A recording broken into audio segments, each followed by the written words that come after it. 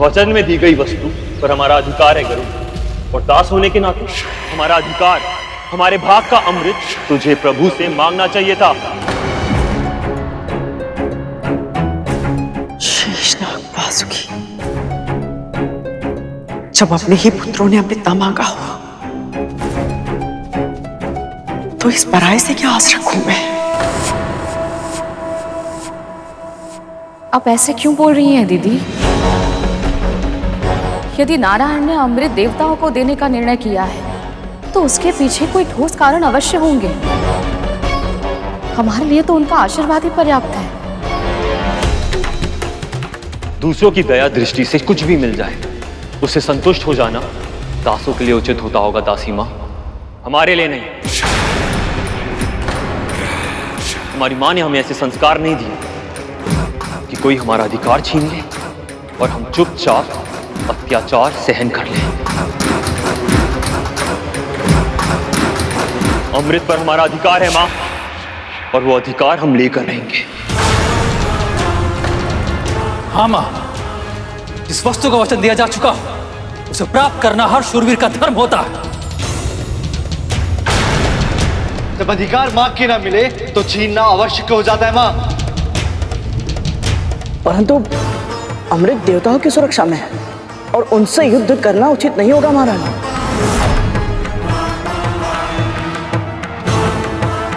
दीदी, नारायण के विरुद्ध जाने की भूल मत कीजिए, रोकिए इन्हें। आशीर्वाद दीजिए मां।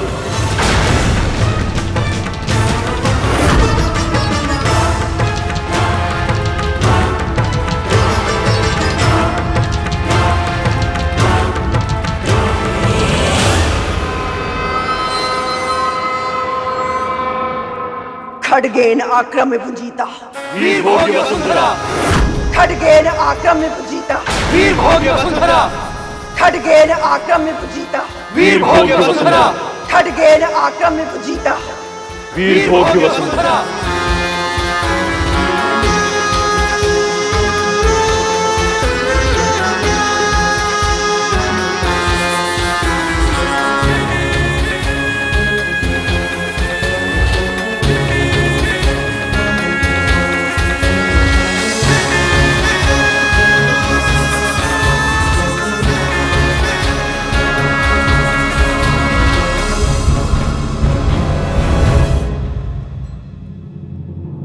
अब क्या होगा मां?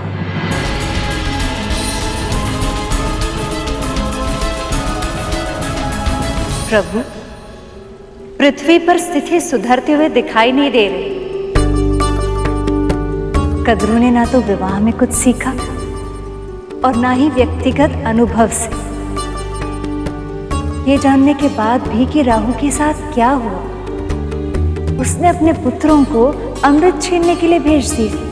कद्रू को यदि उचित अनुचित का भेद ज्ञात होता तो विंता को इतने समय तक उसके पास दासी बनकर नहीं रहना पड़ता।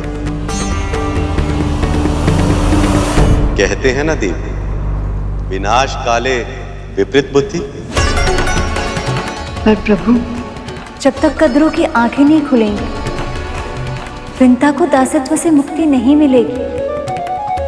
गुरु दत्तात्रेय ने कहा था विंता की मुक्ति अमृत से जुड़ी हुई है।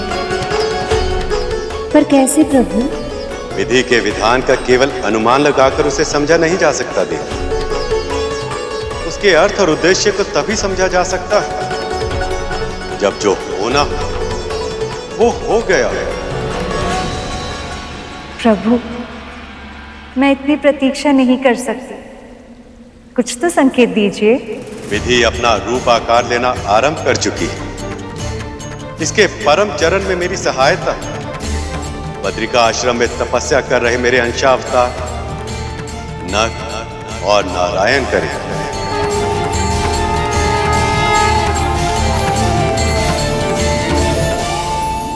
ओम नमो भगवते वासुदेवाय। ओम नमो भगवते वासुदेवाय। ओम नमो भगवते वासुदेवाय। वासुदेवाय। ओम नमो भगवते वासुदेवाय। ओम नमो भगवते वासुदेवाय। ओम नमो भगवते वासुदेवाय। ओम नमो भगवते वासुदेवाय।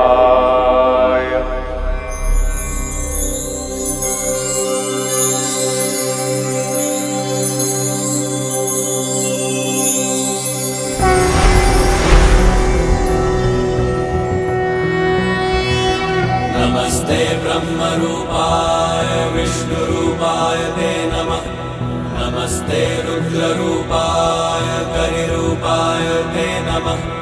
विश्वरूप स्वरूपाय नमस्ते ब्रह्मचारिणे। भक्तप्रियाय देवाय नमस्तुभ्यं विनायक। ओम नमः।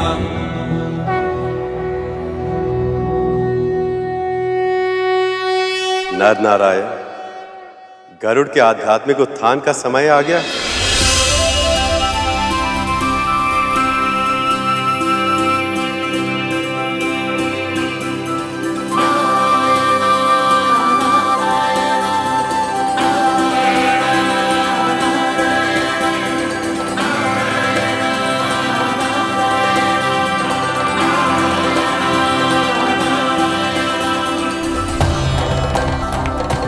हम समझ गए प्रभु, आप जैसा चाहते हैं वैसा ही होगा।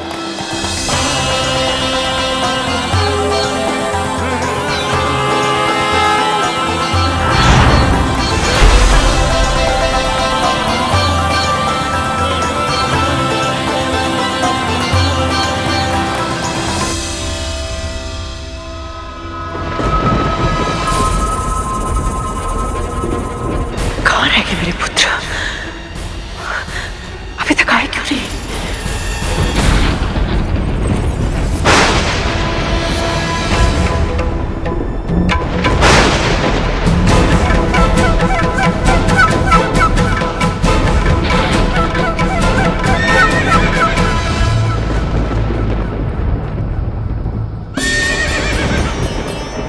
देवराज इंद्र का रथ, इसका अर्थ है मेरे पुत्र विजयी हुए। इंद्र को परास्त कर दिया उन्होंने, और इंद्र ने अपनी प्राण रक्षा के लिए उन्हें अपना रथ उपहार में दे दिया। तभी तो वो इस दिव्य रथ में वापस लौट रहे हैं।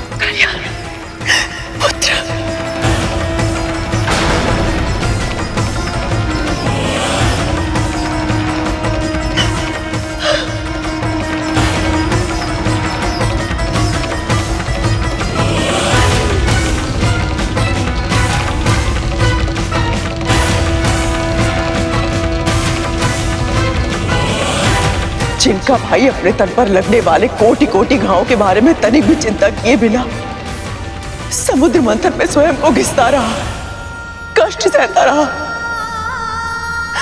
तुम देवताओं के लिए अमृत प्राप्त करने का साधन बन गया।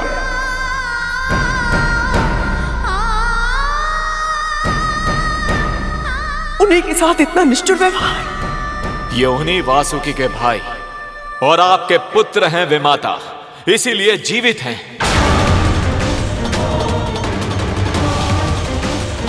अन्यथा अमृत छीनने के दुस्साहस में मृत्यु दंड मिला होता इन्हें।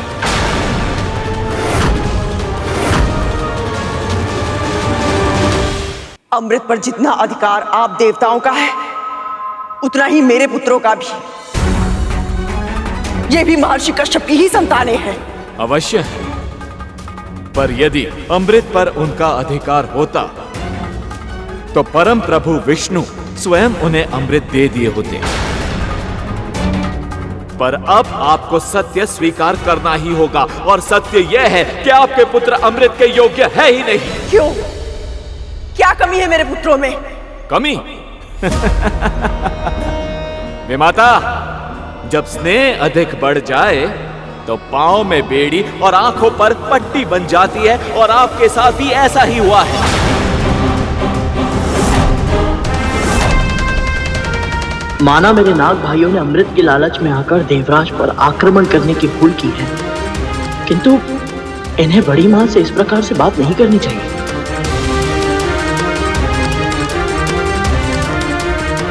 अब आपने पूछा है, इसलिए सत्य का दर्पण दिखाना मेरा कर्तव्य है, मेरा दायित्व है।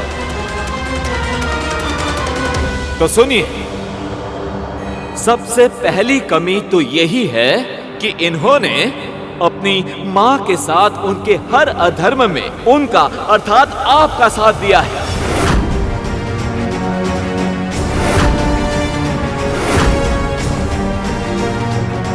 फिर चाहे वो अपनी विमाता देवी विंता को दासी बनाकर उनके साथ अपमानजनक व्यवहार करना हो, या फिर डिम के भीतर अपने भाइयों के प्राण लेने का प्रयास करना हो।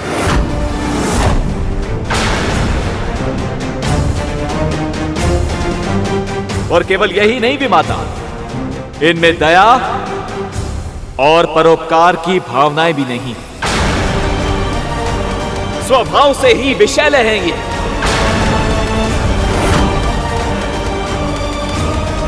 पर यदि अमृत पर इनका अधिकार हो गया तो पृथ्वी का संतुलन बिगड़ जाएगा, और मैं ये होने नहीं दूंगा विमाता।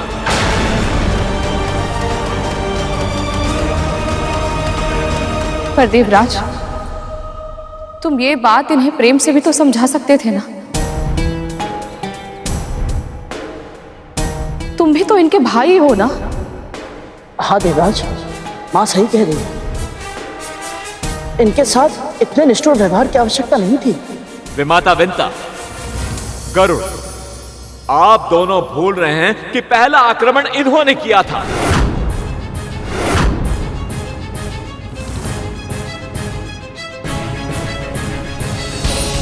और ये बात भी सत्य है कि जिनकी मां बुद्धिमान ना हो, जो अपनी ही महत्वाकांक्षा के कारण धर्म और अधर्म पर भेद नहीं करती हो, उन्हें बातों से क्या, प्रेम से भी समझाना असंभव है।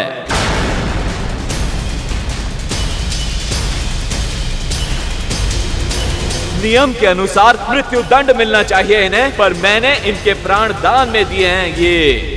ये दया नहीं है तो और क्या है विमाता?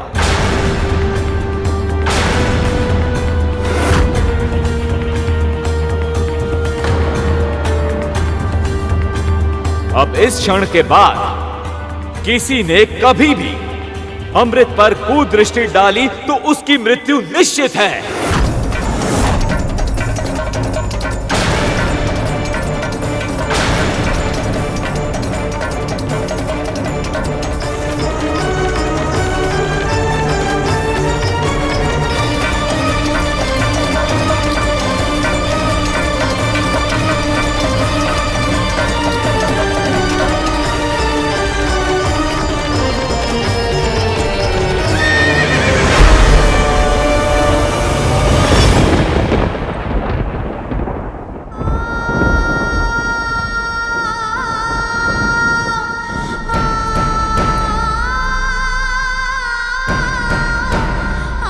स्वयं को संभालिए दीदी, कुछ नहीं होगा इन्हें, स्वस्थ हो जाएंगे ये।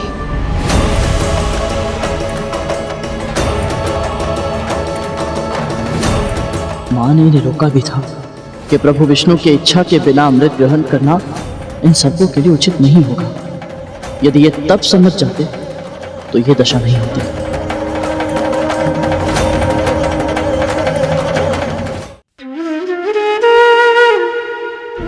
बहुत पीड़ा पहुंची है बड़ी माँ को। देवराज को इनके पुत्रों के विषय में ऐसे कटु वचन नहीं कहने चाहिए थे।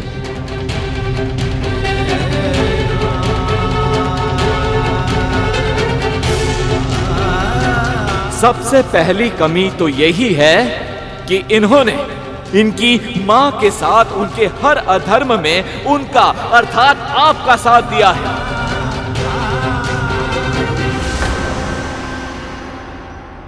ये उन्हीं वासुकी के भाई और आपके पुत्र हैं विमाता कद्रु, इसीलिए जीवित हैं, अन्यथा अमृत छीनने के दुस्साहस में मृत्यु दंड मिला होता इन्हें।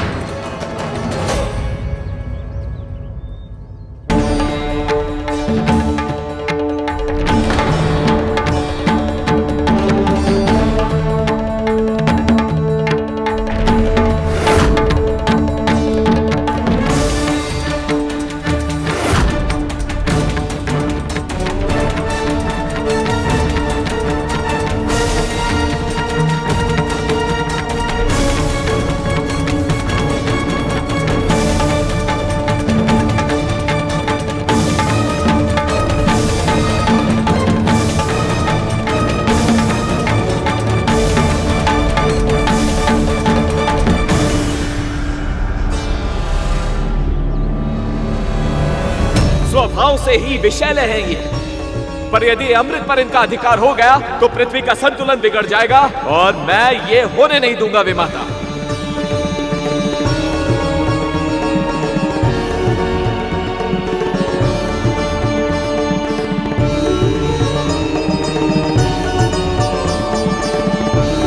विमाता, जब स्नेह अधिक बढ़ जाए तो पांव में बेड़ी और आंखों पर पट्टी बन जाती है, और आपके साथ भी ऐसा ही हुआ है।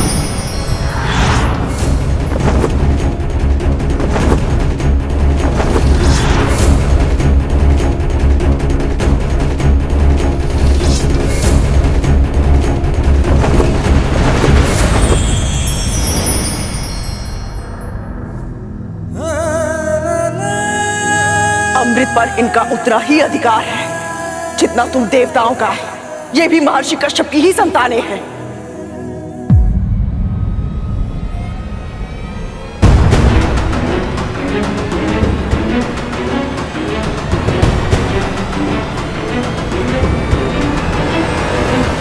मैं जहां जहां जा रहा हूं ये दोनों मुझे वहां दिख रहे हैं, और ये मुझे इस प्रकार क्यों देख रहे हैं? कौन है ये दोनों?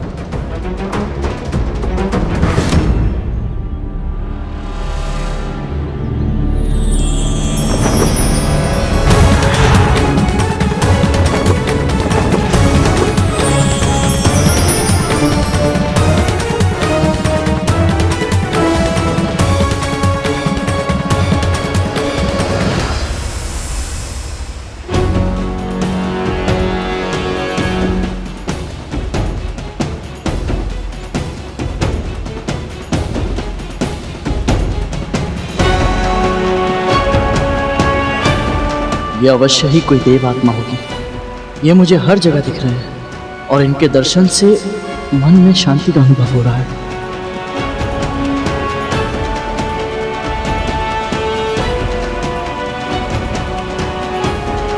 गरुड़,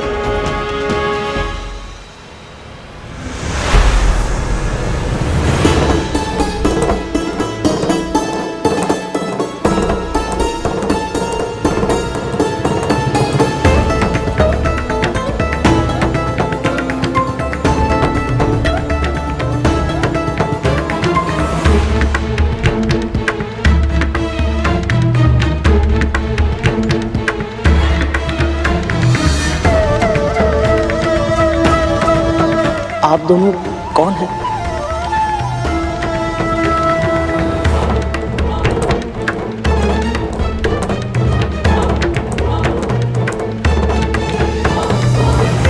मैं जहां जाता हूं आप दोनों के ही दर्शन होते हैं। आपके चारों ओर दिव्य आभा भी है। मुझे क्षमा कीजिएगा परंतु मैं पहचान नहीं पा रहा हूं।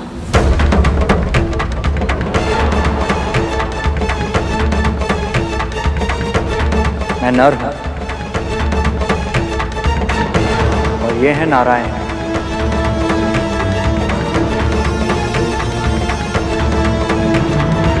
हम दोनों परम प्रभु विष्णु के अंशावतार।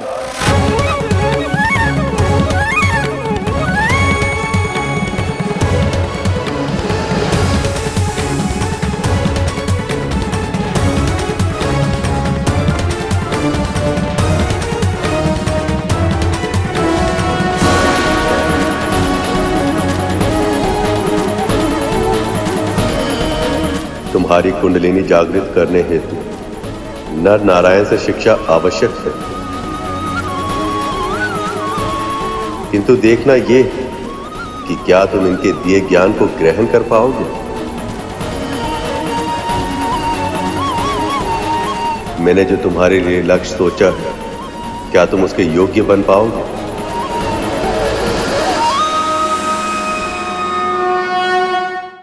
प्रणाम स्वीकार करें देव, और मुझ जड़ बुद्धि को क्षमा भी कीजिएगा। मैं आपके भेद को पहचान नहीं पाया, परंतु मैं इतना अवश्य जानता हूं कि आपके दर्शन करने का सौभाग्य मुझे अकारण ही नहीं मिला। बताइए क्या आज्ञा है मेरे लिए? सचमुच तुम तीव्र बुद्धि के स्वामी हो गरुड़। तुम चतुर, साहसी, धर्म का पालन करने वाले और संस्कारी भी हो। इनके अतिरिक्त भी कई गुण हैं तुम। हम उन्हीं गुणों को निखारने के लिए आए, तुम्हें योग्य बनाने के लिए आए।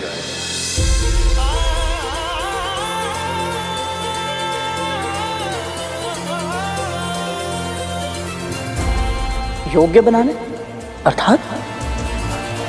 हाँ, तुम जिनकी कल्पना तक नहीं कर सकते ऐसे महत्वपूर्ण कार्य करना, विशेष उपलब्धियां प्राप्त करना, यह तुम्हारी नियति है गरुड़। परंतु नियति तभी प्राप्त की जा सकती है जब तुम उसके योग्य बनोगे।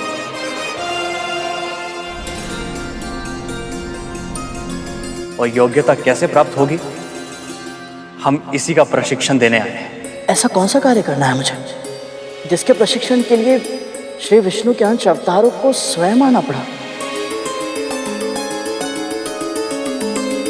सही समय आने पर तुम्हें इसका कारण और उद्देश्य दोनों पता लग जाएंगे।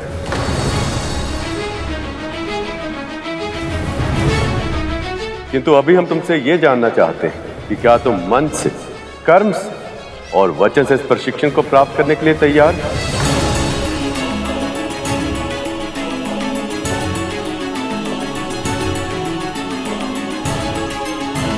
मैं आपके हर शब्द को आदेश मानकर स्वीकार करूंगा गुरुदेव। बताइए क्या करना होगा मुझे?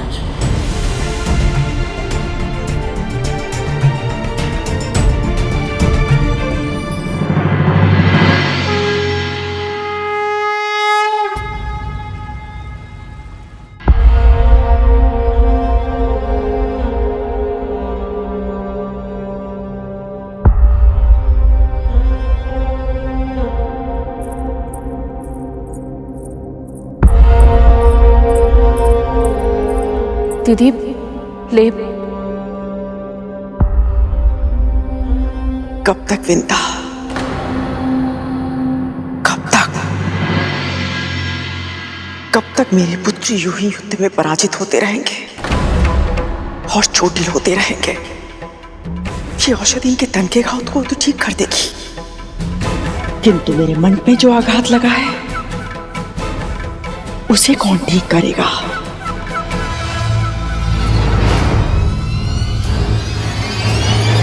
मैं भीतर से रक्त रंजित हो गई हूं, उसकी पीड़ा कैसे ठीक होगी? कैसे विंता, कैसे? दीदी,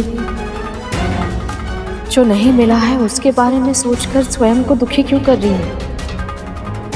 जो मिला है उस सौभाग्य का ध्यान कीजिए। स्वयं माँ लक्ष्मी और प्रभु विष्णु ने आपको आशीर्वाद।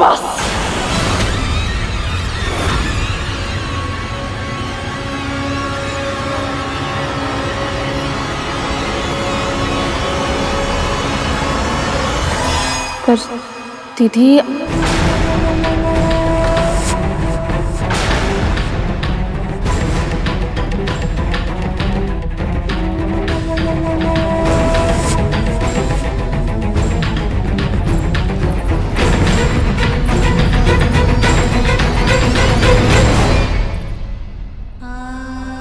ये नागपुत्र इतने कष्ट में है, दीदी क्रोध में है और गरुड़ भी दुखी होकर न जाने कहां चला गया है।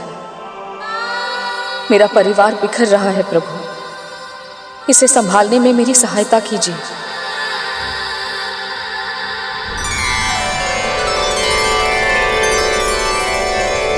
ओम आदित्याय विद्महे सहस्रकिरण्य धीमहि तन्नो सूर्य प्रचोदयात्। ओम।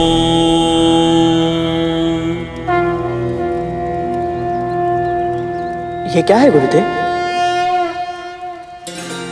क्या महत्व है इसका? ये 5 अग्नियों का ज्ञान देने वाली पंचाग्नि विद्या है गरुड़। इसका अर्थ चारों दिशाओं अर्थात पूर्व, पश्चिम, उत्तर और दक्षिण से प्रकट होने वाली सूरज देव की ऊर्जा और इस हवन कुंड से प्रकट होने वाली अग्निदेव की ऊर्जा, इन 5 का मिश्रण।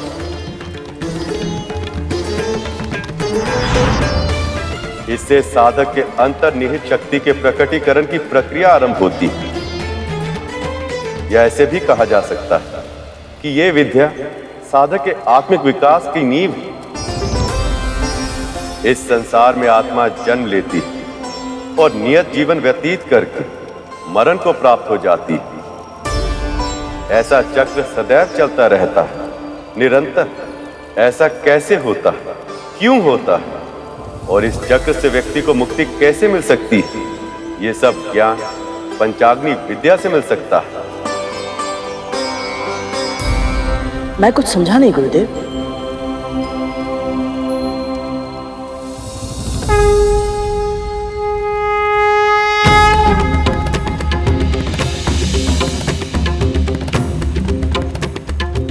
हम सब में एक दिव्य महाशक्ति छुपी होती है जिसका नाम कुंडलिनी।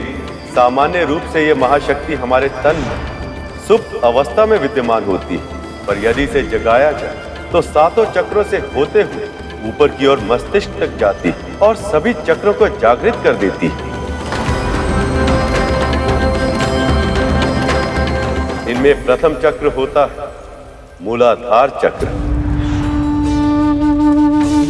मेरुदंड के मूल में स्थित इस चक्र को जब जागृत किया जाता है तो विभिन्न चुनौतियों का सामना करने की हमारी क्षमता में अद्भुत आत्मविश्वास का अनुभव होता है। ऐसा लगता है जैसे हम अपने दोनों पांवों पर पूरी दृढ़ता से खड़े होने में सक्षम हैं। पर जब ये अवरुद्ध तो हमें संकट का आभास होता है। ऐसा लगता है जैसे हम अस्थिर भूमि पर खड़े हैं और कभी भी गिर सकते हैं।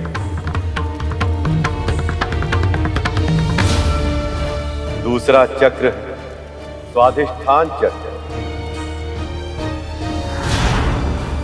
ये उदर के निचले हिस्से यानी नाभि के तनिक नीचे स्थित होता है। ये साधक के आत्मिक विकास के दूसरे चरण का प्रतीक है। हम अपनी और अन्य व्यक्तियों की भावनाओं के साथ कैसे जुड़ते हैं, इसे समझने में ये चक्र हमारी सहायता करता है। तीसरा चक्र मणिपुर चक्र।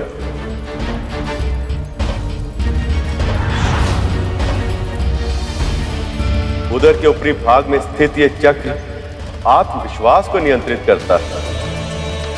जब साधक की कुंडलिनी मणिपुर चक्र तक पहुंच जाती है तो उसे स्पष्टता, आनंद, ज्ञान, बुद्धि, विवेक और सही निर्णय लेने की योग्यता अपने आप प्राप्त हो जाती है। चौथा चक्र अनाहत चक्र।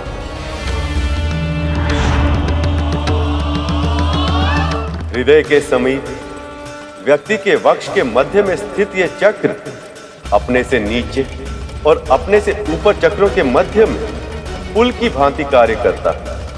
प्रेम, आनंद और शांति इसी चक्र के नियंत्रण में है। पांचवा चक्र है विशुद्ध चक्र।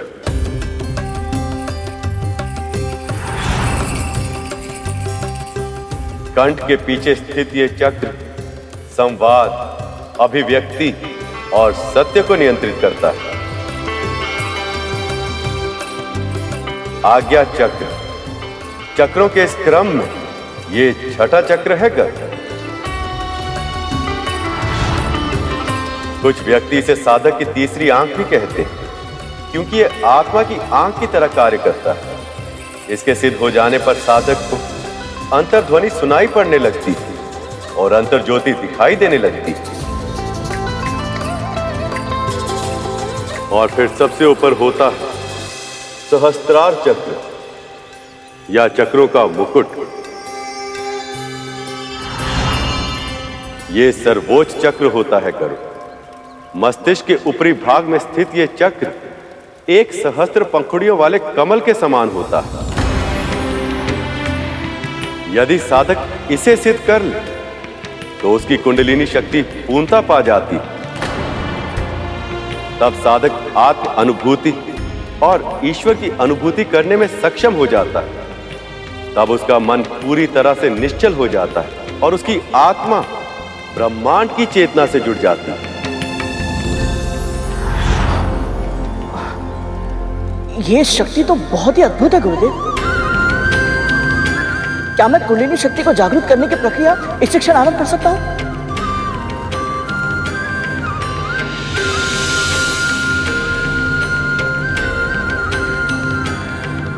ये प्रक्रिया आसान नहीं है गरुड़। तुम्हें इस साधना में अपने आप को पूरी तरह से समर्पित करना होगा। मैं वचन देता हूं गुरुदेव, मैं आपके सभी निर्देशों का पूरी तरह से पालन करूंगा।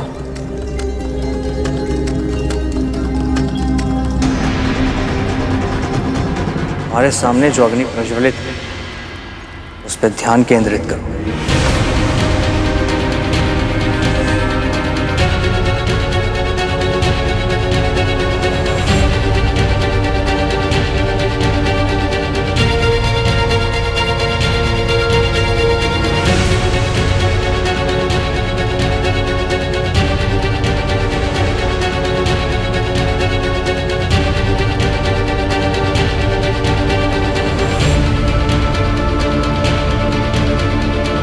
यह अभ्यास तुम्हारी कुंडलिनी शक्ति को जागृत करने हेतु आवश्यक है। कोई भी विद्या ग्रहण करने के लिए मन तथा मस्तिष्क को एकाग्रित करना आवश्यक है। प्रभु, गरुड़ को गुरु की सहायता अवश्य मिली, पर क्या सच में वो अपनी कुंडलिनी जागृत कर पाएगा? क्यों नहीं शेष। इतनी छोटी आयु में गरुड़ ने इतनी सारी उपलब्धियां प्राप्त की। यदि मन और मस्तिष्क में ठान ले तो वो अवश्य सफल होगा। ये कहना सरल है देवी, पर करना कठिन, बहुत कठिन।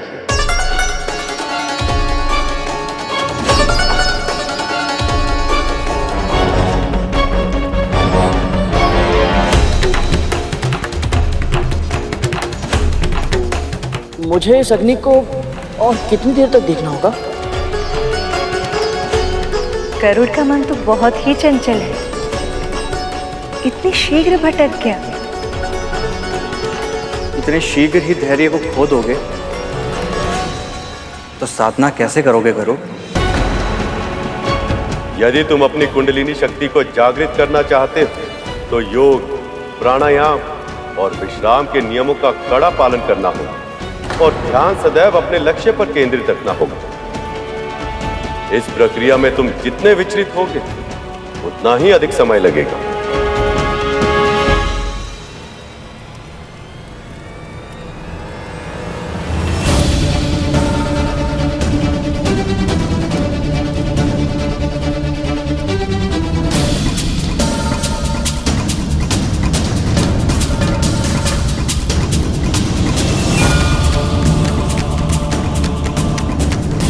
यदि गरुड़ इस प्रथम चरण को ही पार न कर सका तो ये अपने जीवन का लक्ष्य कैसे प्राप्त कर लेगा?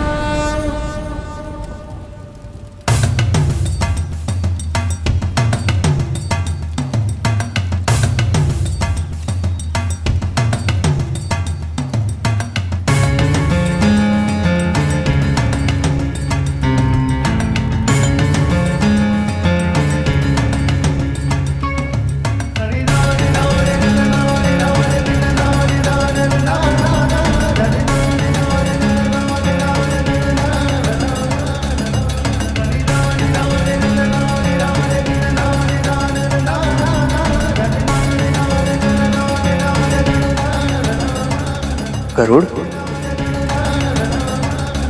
गरुड़,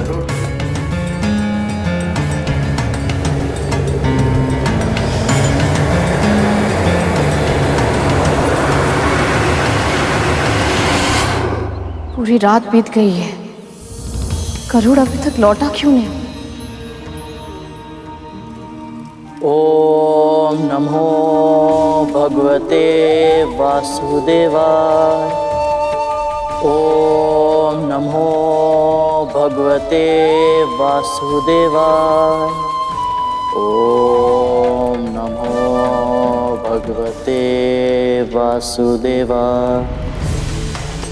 ओम नमो भगवते। गरुड़ स्वयं को आपके चरणों में समर्पित कर रहा है प्रभु। अब मुझे उसकी चिंता नहीं है, आप उसके मन को अवश्य शांत करेंगे।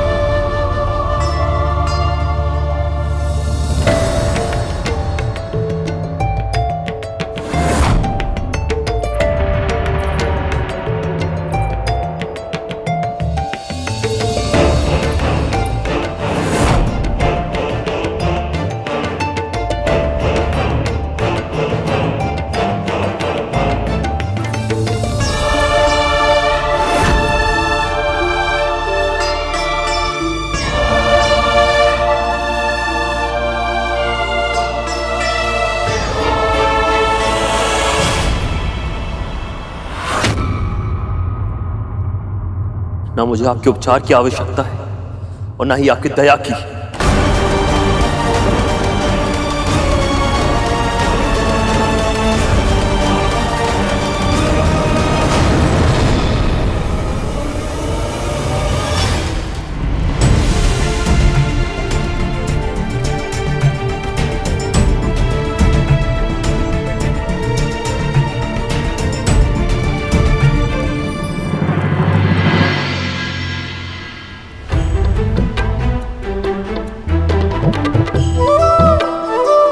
अद्भुत, यहाँ भगवान सो रहे और वहां उनका भक्त। योग निद्रा का भी अपना ही महत्व है देव। जितना परिश्रम आवश्यक है उतना ही विश्राम। परंतु प्रभु, पर मैं ये नहीं समझ पा रहा हूं प्रभु कि केवल गरुड़ ही नहीं, ध्यान की अवस्था में जाना लगभग सभी के लिए इतना कठिन क्यों होता है?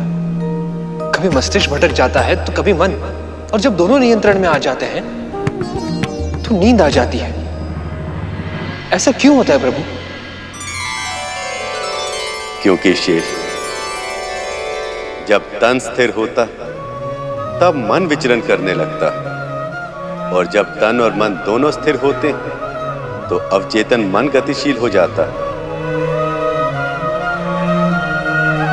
शेष, यह अवचेतन मन तभी सक्रिय होता है जब हम स्वप्न देखते हैं।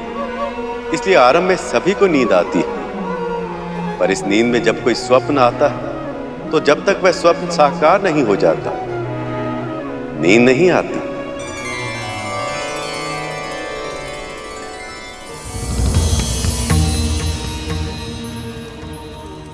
यदि तू मेरा ये कार्य करने के लिए तैयार है तो मैं तुझे और तेरी मां को दासत्व से मुक्त कर दूंगी। तुम्हें ऐसा नहीं करना चाहिए करो, इस पे तुम्हारा अधिकार नहीं।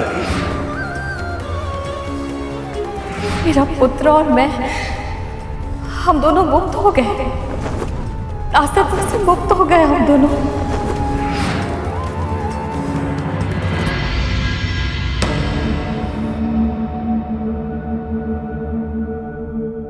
स्वप्न देख रहा था मैं, और इस स्वप्न को सत्य में परिवर्तित करके रहूंगा मैं।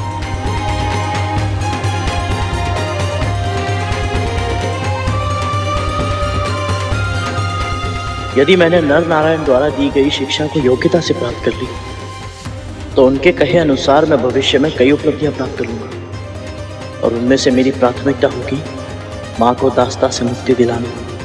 अब मुझे और भी कठिन साधना करनी होगी।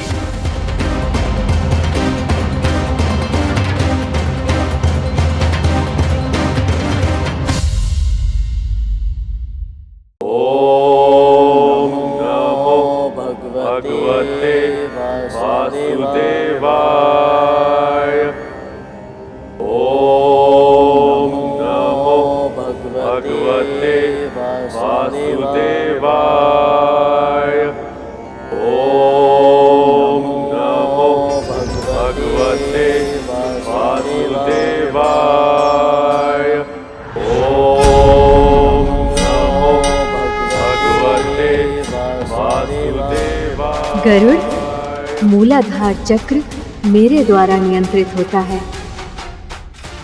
मैं तुम्हारे लिए उसे जागृत करता हूँ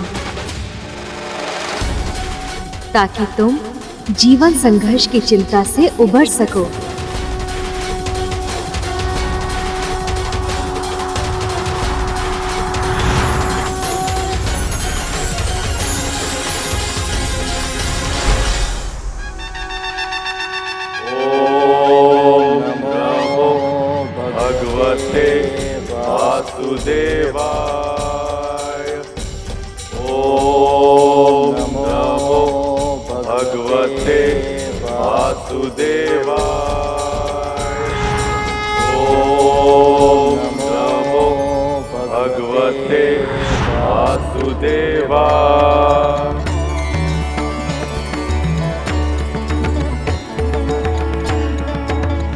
अंततः गरुड़ स्वाधिष्ठान चक्र तक पहुंच ही गया।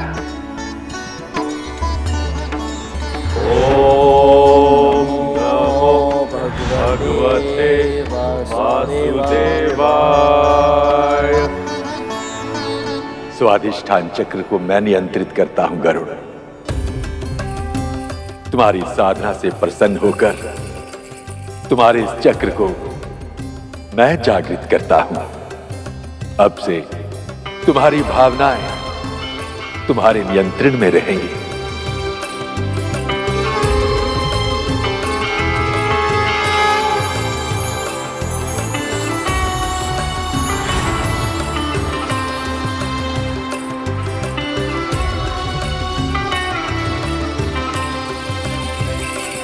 ओम नमो भगवते वासुदेवा।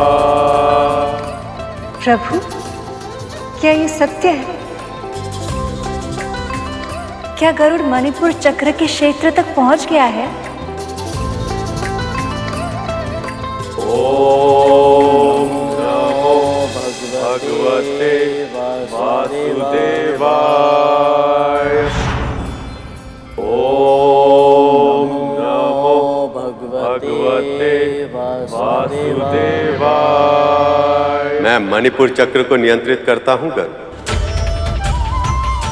तुम्हारी यहां तक की साधना सफल हुई, इसलिए मैं तुम्हें आत्मविश्वास, स्पष्टता और ज्ञान का आशीर्वाद देता हूं। और तुम्हारे इस चक्र को जागृत करता हूं।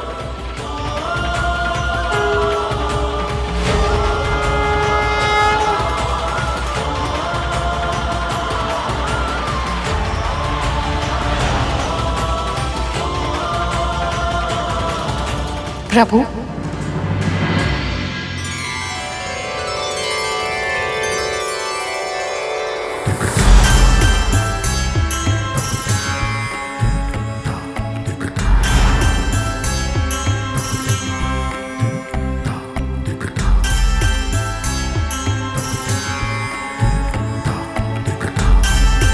तुमने अनाहत चक्र को भी सिद्ध कर लिया है गरुड़।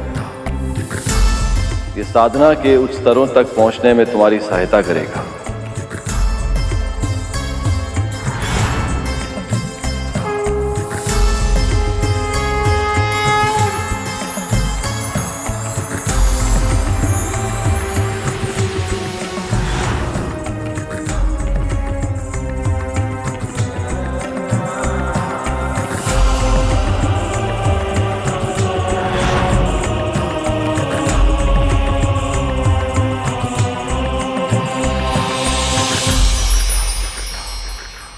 जब विंता मां को गरुड़ की इस असाधारण उपलब्धि के बारे में पता चलेगा तो कितनी प्रसन्न होंगी वो।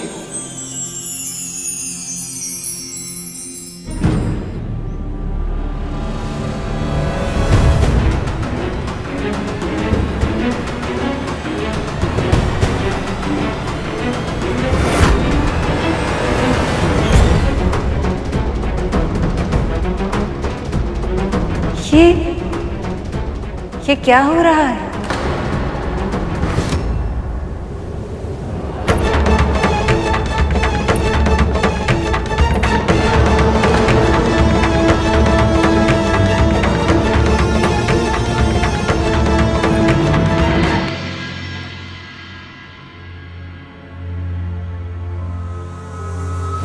जब वासुकी को लेके जाना था तब देवताओं और असुरों दोनों ने सहमति दी थी कि मेरे पुत्रों में भी अमृत बांटा जाएगा।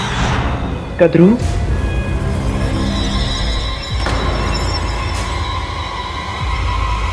तू फिर से वापस आ गई। मेरा उपहास उड़ाने आई है ना तू? तू मूर्खता कर दी जाए और मैं तुझ पर हंसू भी नहीं। नहीं सुननी मुझे तुम्हारी हंसी।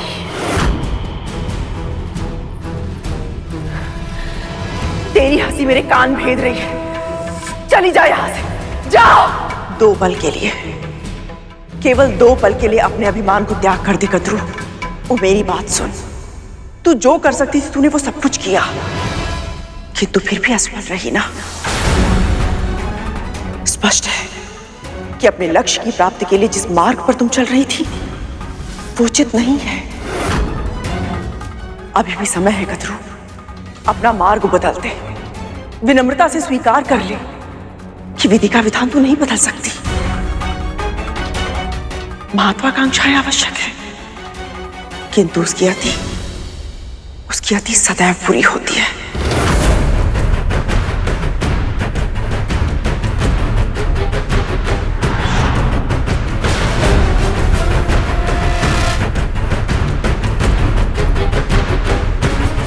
मेरी अंतरात्मा क्या संदेश दे रही है मुझे?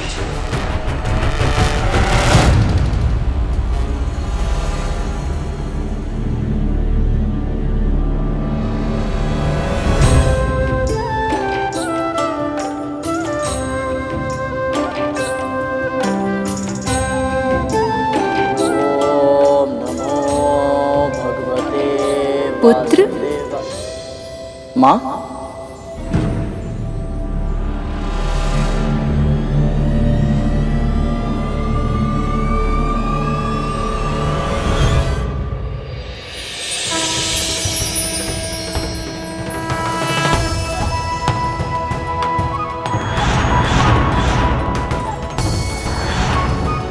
क्यों प्रभु?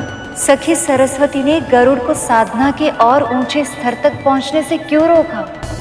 सरस्वती ज्ञान की देवी और किसको किस समय कितने ज्ञान की आवश्यकता है ये उनसे बेहतर और कौन जान सकता है।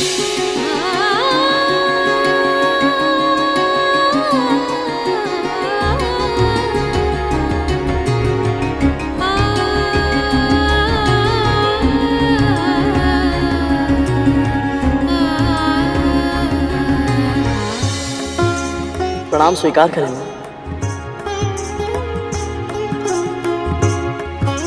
जानते हो गरुड़, मुझे तुम्हारी साधना को बीच में ही क्यों रोकना पड़ा?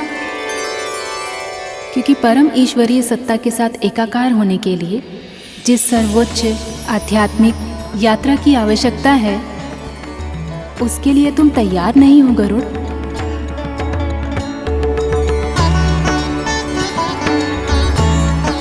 अपनी उस यात्रा को आरंभ करने से पहले तुम्हें मात्र ऋण चुकाना होगा। तुम्हें अपनी माँ को दास्ता से मुक्त कराना होगा।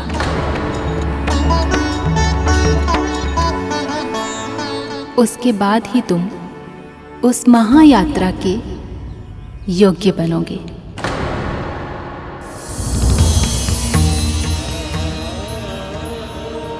प्रभु, ये कैसी लीला है आपकी? गरुड़ आपका वाहन बनेगा, ये तो नियति है उसकी, किंतु फिर उसकी शिक्षा में ये प्रावधान क्यों? हो ना हो, अवश्य इसमें भी गरुड़ का कल्याण निहित है। मैं समझता हूँ। मैं तो इस बात से प्रसन्न हूँ कि मेरा अनाहत अर्थात हृदय चक्र जागृत हो गया। मैं मेरी माँ को कब और कैसे मुक्त करा पाऊंगा ये मैं नहीं जानता, परंतु कराऊंगा ये अवश्य जानता।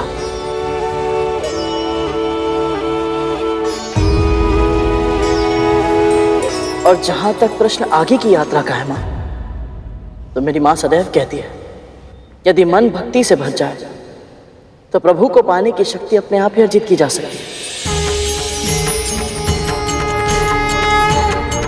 प्रभु की कृपा से मैं ये योग्यता भी अर्जित अवश्य कर लूंगा।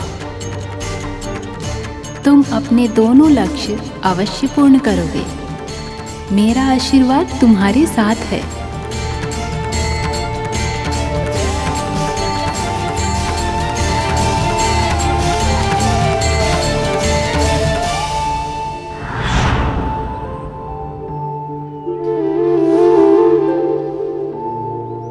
गुरुदेव, आप दोनों मेरे इस जागरण की आध्यात्मिक प्रक्रिया में मेरे गुरु बने, मेरा मार्गदर्शन किया, इसके लिए आप दोनों का बहुत बहुत आभार। अब मेरे मन की जिज्ञासा केवल आप दोनों ही शांत कर सकते हैं, इसलिए मुझे बताइए गुरुदेव, ऐसा कौन सा कार्य करना है मुझे जिसके लिए आप दोनों ने मुझे शिक्षा दी है? उस कार्य को समझने के लिए तुम्हें देवी कद्रू के मन को समझना होगा। गुरुदेव, जाओ पूछो उनसे कि उनके मन की सबसे बड़ी इच्छा क्या है।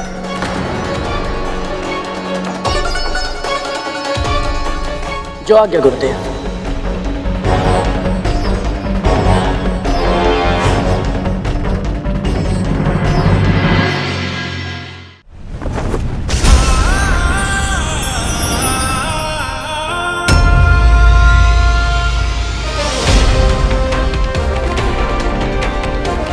अब किसी भी मूल्य पर अपनी मां को दास्ता से मुक्त करा कर रहूंगा।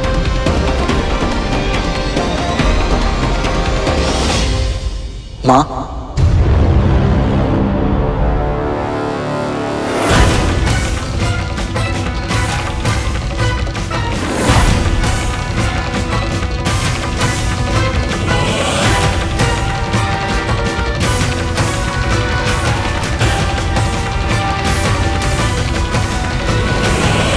आपको ऐसे चिंतित नहीं देख सकता मां। बताइए, क्या है आपके मन में? क्या है आपकी सबसे बड़ी इच्छा?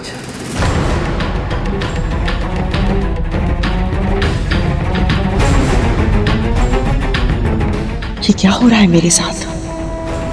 मेरी अंतरात्मा मुझे कोई संदेश देना चाहती थी और अब ये गरुड़ यहाँ जाना, इसका क्या अर्थ हो सकता है?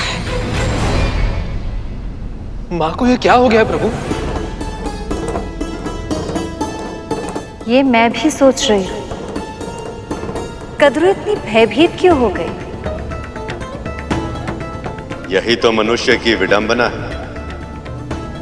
वो सदैव चाहता है कि भगवान उसे वो दे दे जो उसके मन की सबसे बड़ी इच्छा है। तो यदि अचानक स्वयं भगवान आकर ये कह दे कि मांगो तुम्हें क्या चाहिए, तब उसे विश्वास नहीं होता। वो सक पका जाता है और ऐसी अवस्था में कुछ ऐसा मांग लेता है जो उसे नहीं मांगना चाहिए। ये प्रश्न क्यों? क्या उद्देश्य थे और क्यों जानना चाहता है मेरी इच्छा? तो मैं तो बस आपकी चिंता दूर करना चाहता हूँ, आपको प्रसन्न देखना चाहता हूँ। कुछ भी ऐसा है जिससे आपको शांति मिले, जिससे आपका मन संतुष्ट हो, मुझे बताइए।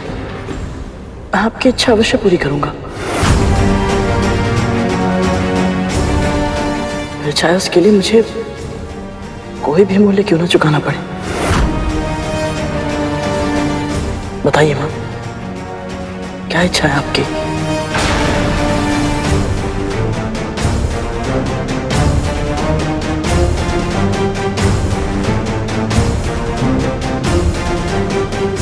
खड्गेन आक्रम्य जीता,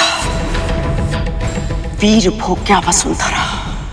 मेरे पुत्र सबसे शक्तिशाली हो, स्वर्ग के सिंहासन पर राज करे, अजर अमर हो जाए और अमृत चाहिए मुझे।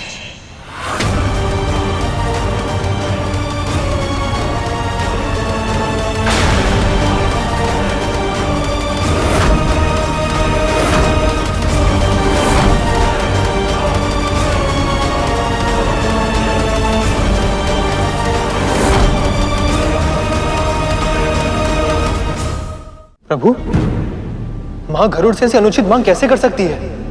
देवराज इंद्र ने इतना समझाया, फिर भी कद्रू समझ क्यों नहीं रही? अपने पुत्रों को मरणासन अवस्था में देखने के बाद भी उसका मन मान क्यों नहीं रहा कि अमृत पर इनके पुत्रों का अधिकार नहीं है?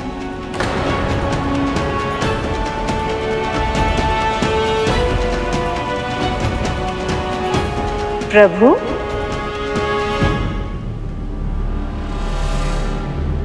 आपने ही कद्रू के मन में अमृत की इच्छा जगाई प्रभु। पर क्यों आप गरुड़ को इतने बड़े धर्म संकट में डाल रहे हैं? यदि गरुड़ को भविष्य में मेरा वाहन बनना है, तो सर्वप्रथम उसे धर्म योद्धा बनना होगा। धर्म और अधर्म दोनों को समझना हो, यह गरुड़ की परीक्षा है देव। अब देखना ये कि वह किसका चुनाव करता है।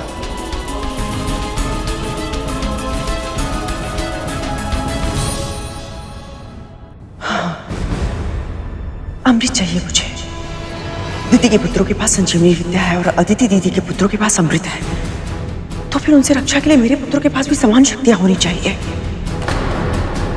बस एक बार उन्हें अमृत मिल जाए तो मन का भय समाप्त हो जाएगा। और जब मृत्यु नहीं हो सकती तो है किस बात का?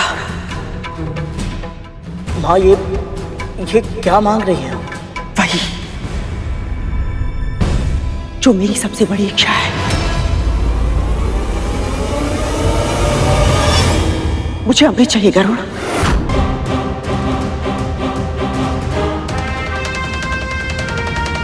और मुझे विश्वास है कि तू ही ये काम कर सकता है, क्योंकि देवता तुझ पर विश्वास करते हैं।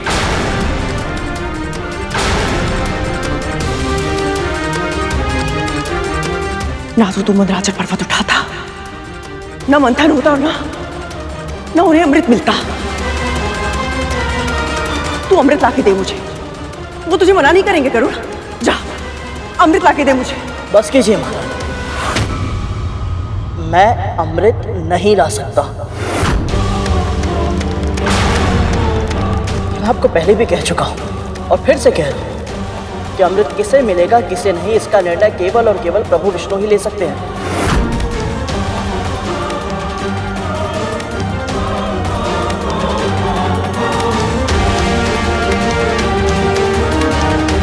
गरुड़ सही कह रहा है दीदी, आपकी ये मांग अनुचित है।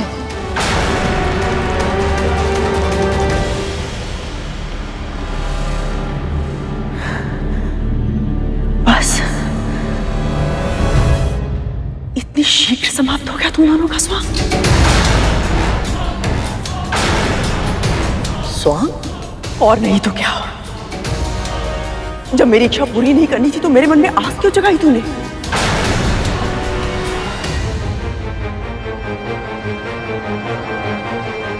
मैं अपनी मांग लेके तेरे पास नहीं गई थी, तू स्वयं आया था मेरे पास। स्मरण है ना तूने क्या कहा था? माँ, माँ बताइए अपनी इच्छा, मैं आपकी हर इच्छा पूरी करूंगा। और जैसे ही मैंने अपनी इच्छा प्रकट की, मैं मां से महारानी बन गई तेरे लिए। हर बार कोई ना कोई षड्यंत्र करता है तू गरुड़, और आज भी मेरी मां की भावनाओं के साथ खेल रहा है गरुड़। नहीं कालिया भैया, मेरी ऐसी कोई इच्छा नहीं थी। आज तूने शांत जल में कंकड़ मारकर फिर हलचल उत्पन्न की है गरुड़। मां सदैव तेरे ही कारण हम सबके लिए चिंतित रहती है, लेकिन और नहीं। आज मैं मां की इस चिंता के कारण को सदैव के लिए समाप्त कर दूंगा।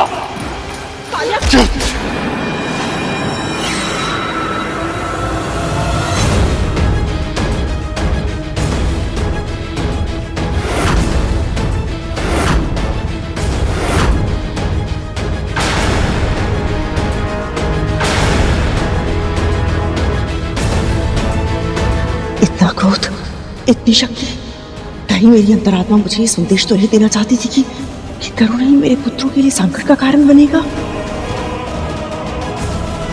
नहीं, मुझे मेरे पुत्रों के लिए अब अमृत लाना ही होगा, भले ही मुझे गरुड़ को और विंता को अपनी दास्ता से मुक्ति का वचन ही क्यों ना देना पड़े।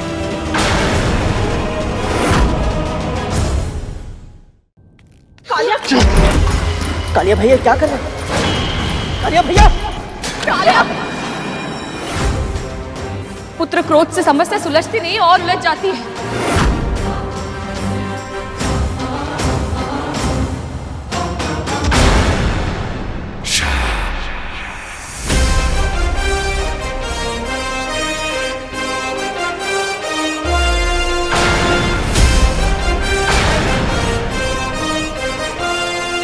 मां पर आक्रमण करने की भूल मत करना। गरुड़!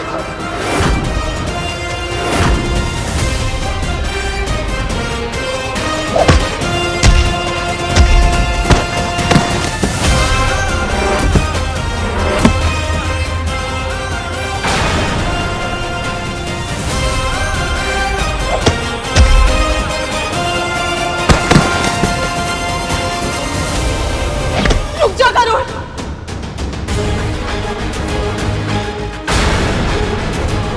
रुक जा गरुड़!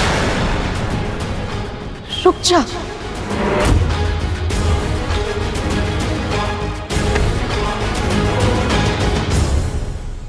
मां ने पुकार लगाई और जाकर छुप गया आंचल के पीछे।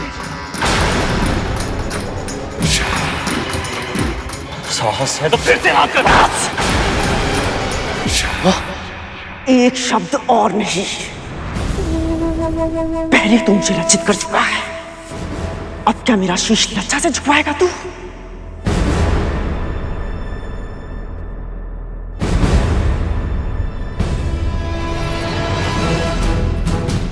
अब समझा तू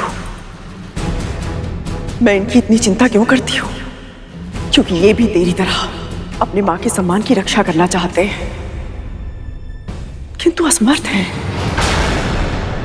मां, मेरा विश्वास कीजिए, मैं सच में आपके लिए कुछ करना चाहता हूं, परंतु ये कार्य मेरे लिए असंभव है।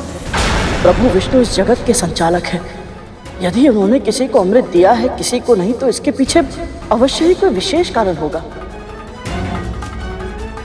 मां, हम ऐसा कुछ नहीं कर सकते जिससे इस सृष्टि का संतुलन बिगड़ जाए।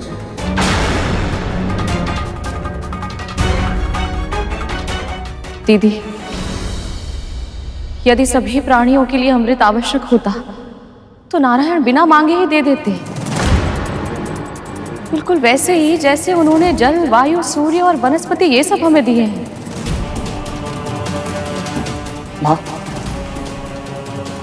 यदि आपकी कोई और इच्छा है तो प्रकट कीजिए, परंतु ये अधर्म मैं नहीं कर सकता।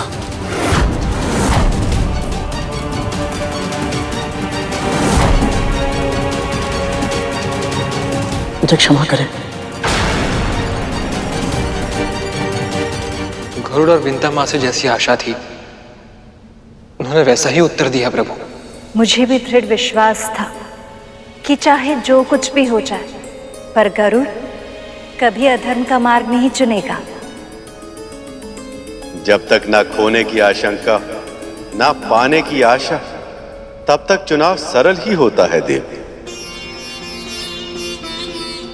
देखना तो ये कि जब दांव पर अमृत से भी कुछ बड़ा, तब गरुड़ अपना चुनाव बदलेगा या नहीं। अमृत से भी बड़ा? हाँ प्रभु, अमृत से बढ़कर क्या हो सकता है?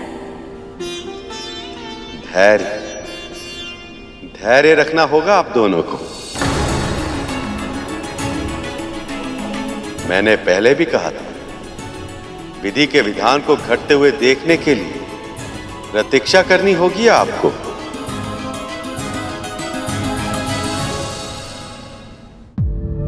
हर गरुड़, अधर्म तो तब होगा ना जब मेरे पुत्र अमृत या अमृत से मिलने वाली शक्तियों का दुरुपयोग करेंगे। मैं तुम्हें वचन देती हूँ, ऐसा कभी कुछ नहीं होगा। देवताओं की तरह वो भी केवल अपनी सुरक्षा के लिए उपयोग करेंगे उसे।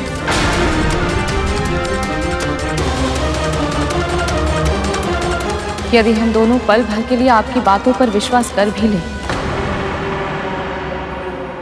फिर भी दीदी, गरुड़ अमृत लाएगा कैसे?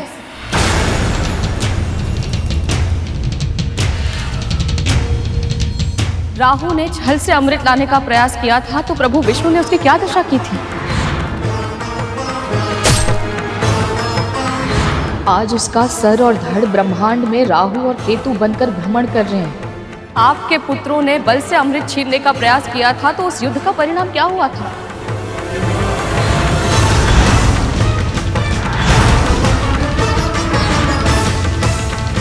आप सब जानती हैं दीदी। यदि आपके इतने सारे शक्तिशाली पुत्र मिलकर भी इंद्र का सामना नहीं कर पाए, तो मेरा पुत्र अकेले उन सभी देवताओं का सामना कैसे करेगा?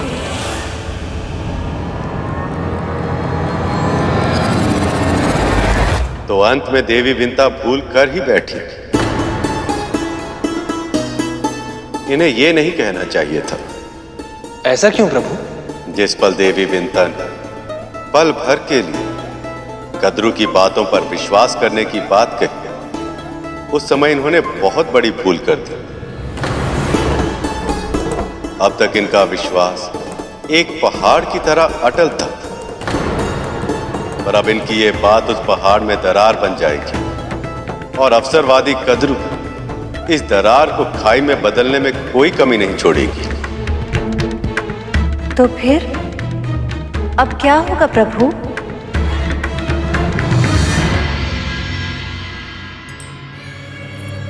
हम साथ में पले बढ़े, विवाह किया, जीवन का अधिकतम समय हम दोनों ने एक दूसरे के साथ बिताया, किंतु आज भी एक प्रश्न मेरे मस्तिष्क में घूमता रहता है।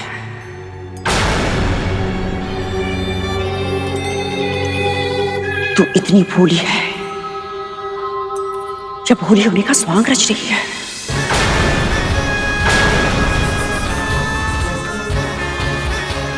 अपने इस पुत्र के सामर्थ्य पे तुझे संदेह है, जिसे वाल्कील्य ऋषियों ने इंद्र से 1 सहस्त्र गुना अधिक शक्तिशाली होने का वरदान दिया था।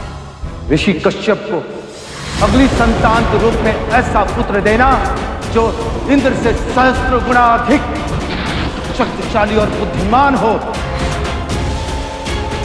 ये तो इतना हठी है विंता कि अपने एक प्रश्न के उत्तर के लिए 7 लोक पार करके वैकुंठ तक चला गया था। असुरों की सेना का सामना इसने अकेले किया, यदि आपकी सेना का कोई एक भी योद्धा मुझे पराजित करके इस रेखा को पार कर लेगा, मैं स्वयं अपनी हार मानकर यहां से चला जाऊंगा। सूर्य का ताप इसका एक पंख तक न जला सका, शनि की वक्र दृष्टि इसका कुछ न बिगाड़ सकी। जिस मंद्रांचल पर्वत को असुर और देवता हिला तक नहीं पाए थे, तेरे पुत्र ने उसे स्वयं अपने हाथों से उठाया। जब ये सब कुछ कर सकता है तो मेरे लिए अमृत लाना कौन सी बड़ी बात है, वो भी तब जब ये स्वयं उसे जयंत के साथ मिलकर स्वर्ग की सुरक्षा रेखा में रखकर आया हो।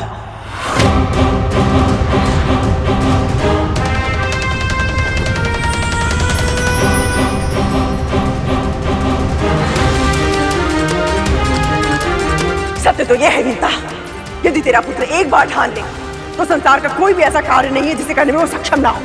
वो कुछ भी कर सकता है, कुछ भी।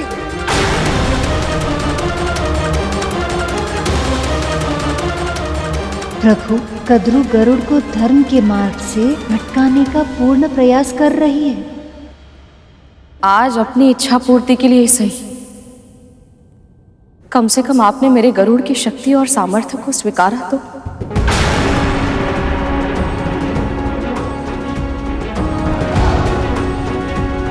वो सब मैं इसलिए कर पाया था क्योंकि मेरे साथ मेरी माँ के आशीर्वाद की शक्ति थी। और जब तक प्रभु और माँ का आशीर्वाद मेरे साथ है, मेरे लिए कोई भी कार्य असंभव नहीं।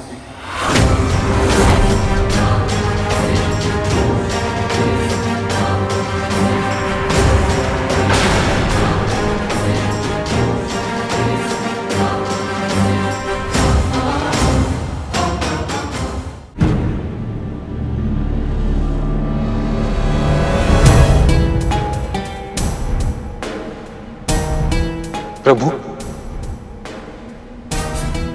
मां विंता और गरुड़ तो सही कह रहे हैं, तो फिर आप इतने निराश क्यों हैं? क्योंकि गरुड़ ने जो कहा वो इसे नहीं कहना चाहिए था। जब तक वह इस तर्क पर अड़िग थे कि वह अधर्म के मार्ग पर नहीं चलेगा, तब तक स्थिति उसके नियंत्रण में थी। पर अब इसने देवी कद्रू को शब्द जाल से निकलने के लिए अस्त्र प्रदान कर दिया। और यदि देवी कद्रू इसे किसी तरह बाध्य कर दे तो ये मां का आशीर्वाद लिए बिना भी देवी कद्रू की इच्छा पूरी करने के लिए विवश हो जाएगा। प्रभु, मुझे ऐसा क्यों लग रहा है कि ये लीला आप स्वयं रच रहे हैं और इसे साकार होते हुए देख आप मन ही मन प्रसन्न हो रहे हैं।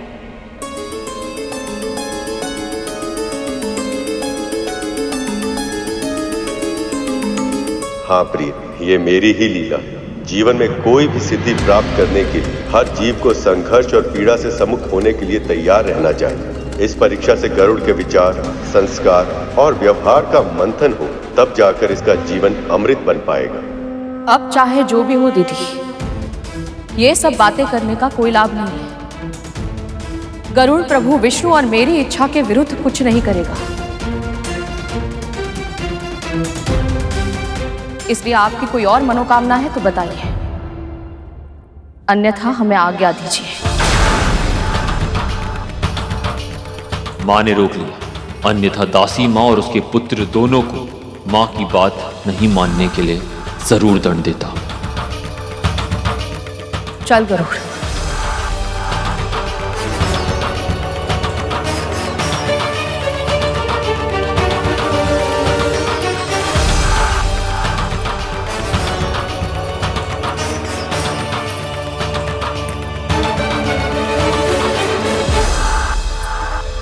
तू ऐसे नहीं जा सकता गरुड़, तू मुझे छोड़कर ऐसे नहीं जा सकता। अमृत के स्वप्न दिखाकर तू पांव पलट कर नहीं जा सकता गरुड़। रुक जा गरुड़। स्मरण कर, मेरी इच्छा पूरी करने का विचार तेरे मन में अपने आप आया था और मन का विचार ईश्वर का स्वर होता है। हो सकता है प्रभु विष्णु भी यही चाहते कि तू मेरी मनोकामना पूर्ण करे।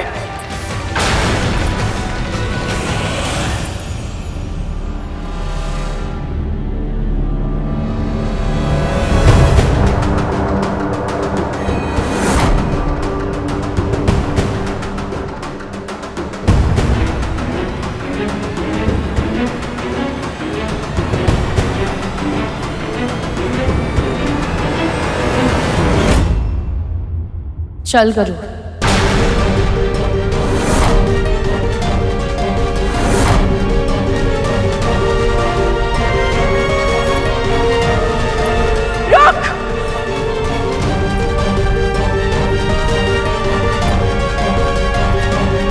रुक जा।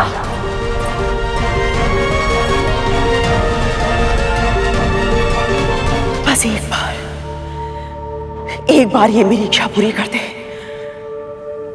फिर तू जो चाहेगा मैं सब करूंगी। कोई इच्छा नहीं है हमारी।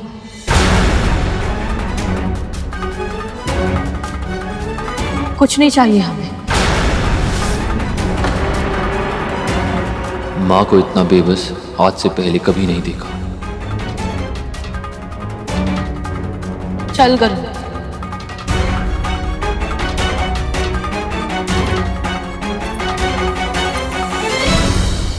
मुक्ति भी नहीं,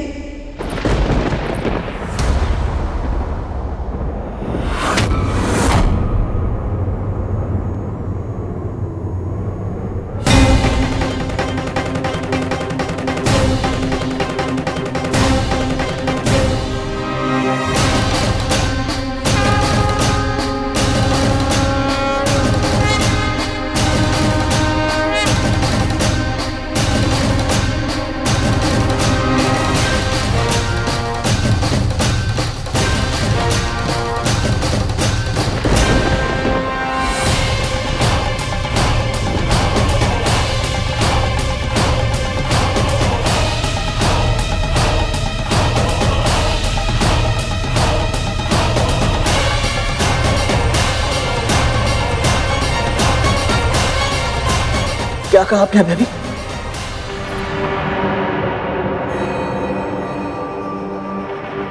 तू मुझे अमृत लाके दे और मैं तुझे दूंगी अपनी दास्ता से मुक्ति।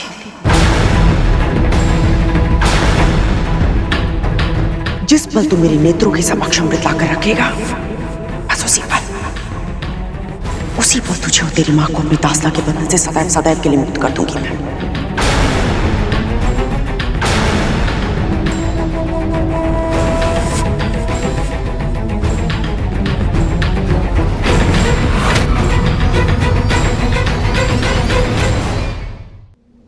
हे प्रभु, इतनी कठिन परीक्षा।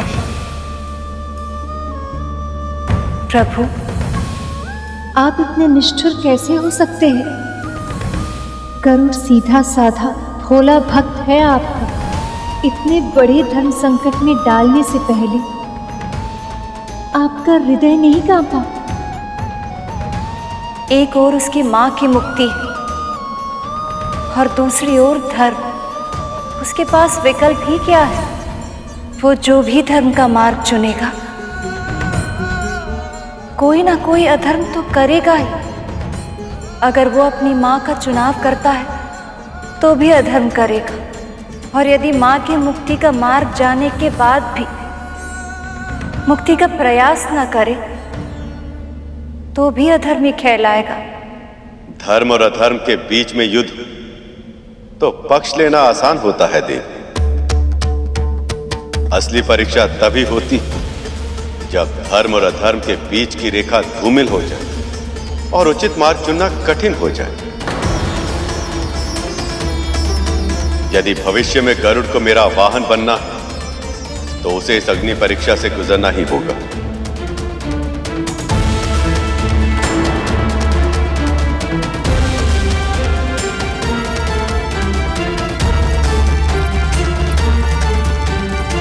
गरुड़, चल मेरे साथ।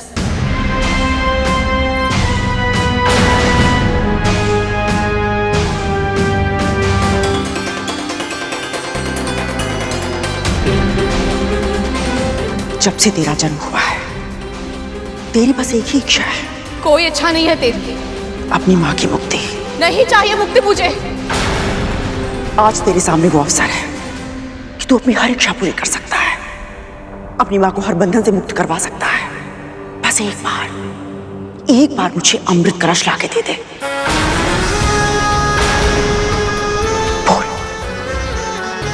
करेगा ना ये कार्य अपनी माँ के लिए?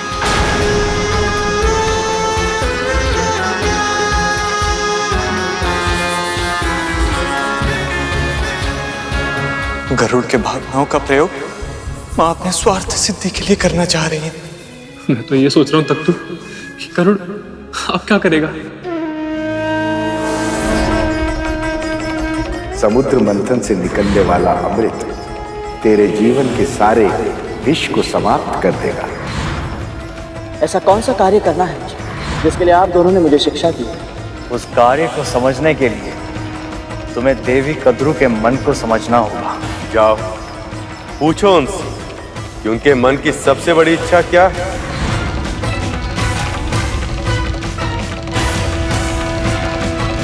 नहीं नहीं गरुड़, इस बारे में सोचना भी मत। अधर्म से मुक्ति कभी नहीं मिलती गरुड़। परंतु माँ, कुछ मत कह। मैं जीवन भर दास्ता में बिता दूंगी, पर तुझे यह अधर्म करने की आज्ञा कभी नहीं दूंगी।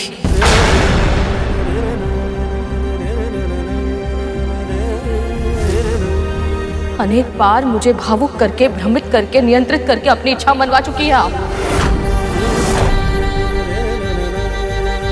पर अपने पुत्र के जीवन के साथ फिर से ये खेल मैं आपको कभी नहीं खेलने दूंगी।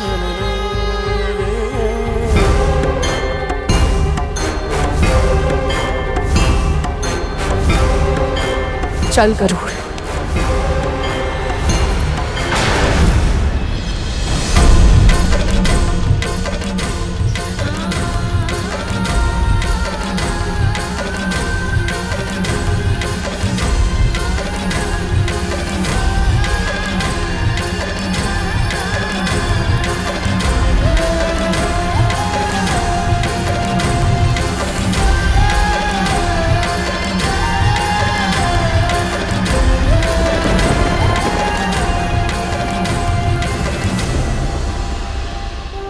क्षमा करना माँ, किंतु आपको दास्ता से मुक्त कराने हेतु यदि मुझे आपके विरुद्ध भी जाना पड़े तो मुझे स्वीकार है।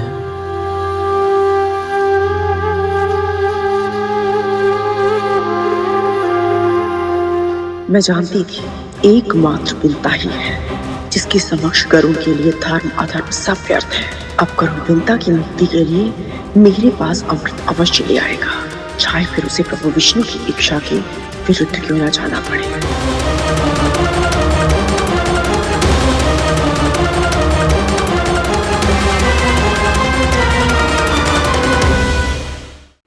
आप मेरी माँ हैं और आप ही मेरा धर्म है। आपसे अधिक महत्वपूर्ण मेरे लिए कोई नहीं। आपकी मुक्ति के लिए मैं अमृत तो क्या, पूरे संसार को बड़ी मां के चरणों में लाकर रखने के लिए तैयार है।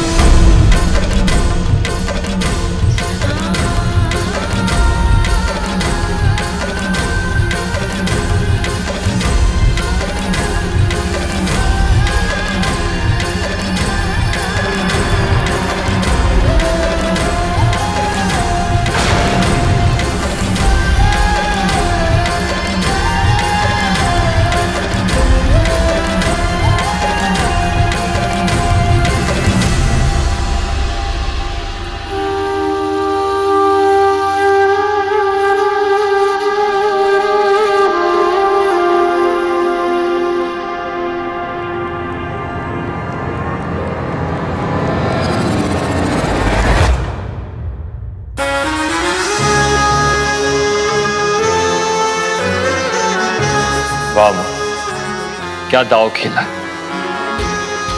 अद्भुत है आपकी बुद्धि, विलक्षण है आपकी चतुरता। आज जो कुछ भी हमने देखा वो कल्पना से परे। आज पहली बार माँ और पुत्र के बीच मतभेद हो गया, वो भी हमारी माँ के कारण।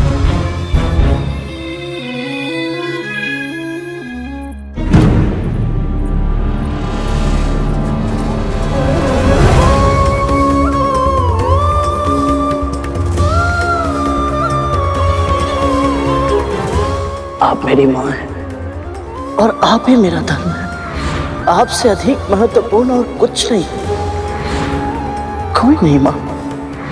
आपकी मुक्ति के लिए मैं अमृत तो क्या, पूरे संसार को बड़ी माँ के चरणों में लाकर रखने के लिए तैयार। माँ, तू जो करना चाहता है वो अधर्म है, धर्म के विरुद्ध युद्ध है, अपराध है वो।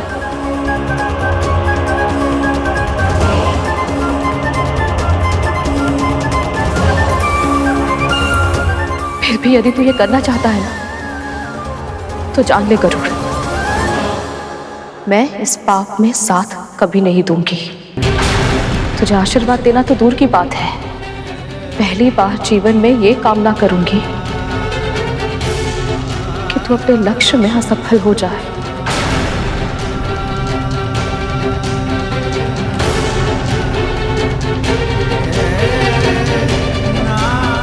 परंतु माँ, आप सदैव कहती हैं कि संसार में जो भी होता है प्रभु की इच्छा से ही होता है। प्रभु की इच्छा है कि अमृत केवल देवताओं को मिले। अपने इस लक्ष्य के लिए मेरे प्रभु ने कितना कष्ट सहा है, इतना लंबा समय माँ लक्ष्मी के वियोग में बिताया, कच्छप अवतार लेकर अपनी पीठ पर इतने विशाल पर्वत को उठाया, उसके बंधन का भार सहा। और केवल प्रभु विष्णु ही क्यों, स्वयं महादेव ने हलाहल तक पिया है इस लक्ष्य के लिए,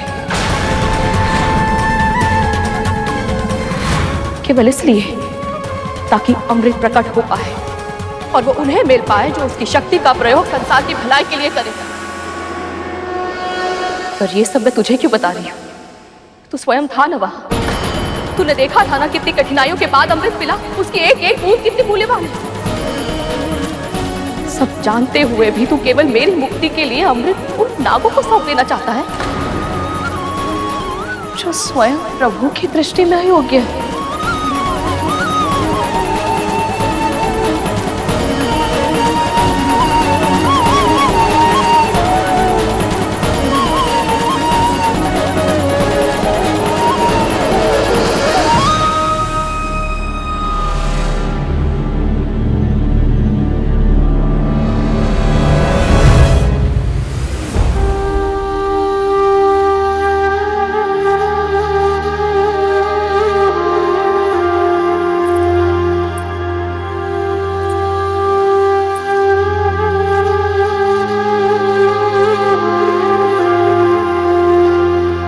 आपने जो भी कहा वो एक एक शब्द सत्य है, इसीलिए सत्य अर्थात स्वयं प्रभु विष्णु को साक्षी मानकर मैं ये कह रहा हूं कि यदि इस कार्य में इन्होंने मुझे अनुमति दे दी तो आपको भी अनुमति देनी होगी माँ। भगवान धार्मिक कार्य की अनुमति देते हैं गरुड़, अधर्म की प्रेरणा क्यों देंगे वो? मैं नहीं जानता माँ, परंतु जिस तरह आपका विश्वास इतना अटल है कि इस कार्य में प्रभु की सहमति नहीं है, उसी तरह मेरा भी विश्वास अटल है कि समस्त संसार में जो कुछ होता है नारायण की इच्छा से ही होता है। इसीलिए माँ, हम दोनों में से कौन सही है इसका निर्णय स्वयं नारायण को ही लेना होगा।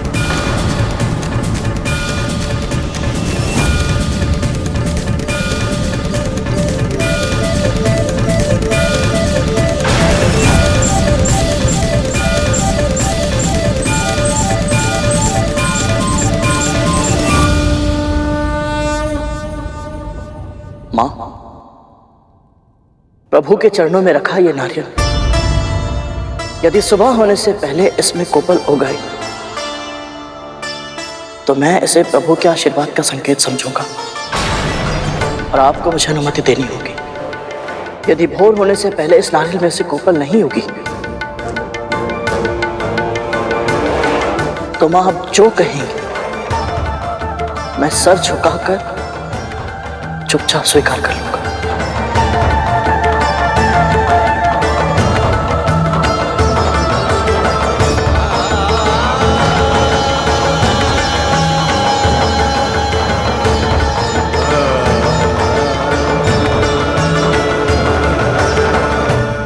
अब आएगा आनंद। आपके साथ ऐसा ही होना चाहिए था प्रभु। आप अपनी भक्त की परीक्षा ले रहे थे, लेकिन अब आपको भी अपने भक्त की परीक्षा देनी होगी।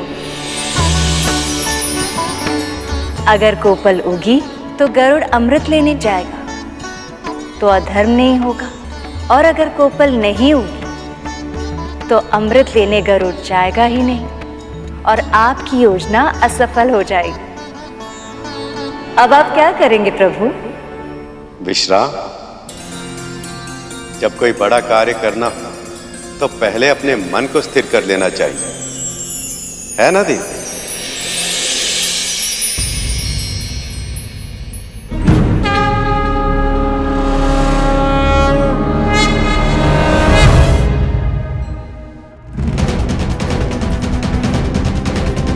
आपको क्या लगता है माँ, गरुड़ अमृत आ पाएगा या छोटी माँ उसे रोक लेगी? आप तो सर्वज्ञाता हैं भगवान दत्तात्रेय, हमारे मन की भी इच्छा सुन लीजिए। गरुड़ को यह अधर्म करने से बचा लीजिए भगवान।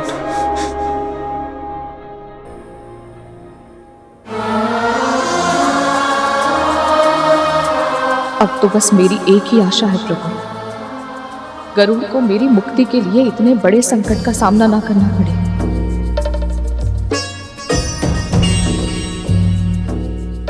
बस किसी तरह इन्हें यह आभास हो जाए कि दास्ता से इनकी मुक्ति ही मेरा सर्वप्रथम और सर्वप्रमुख धर्म है। यदि मैं अपनी माँ को स्वतंत्र जीवन का उपहार नहीं दे पाया तो फिर कभी कुछ और नहीं कर पाऊंगा मैं।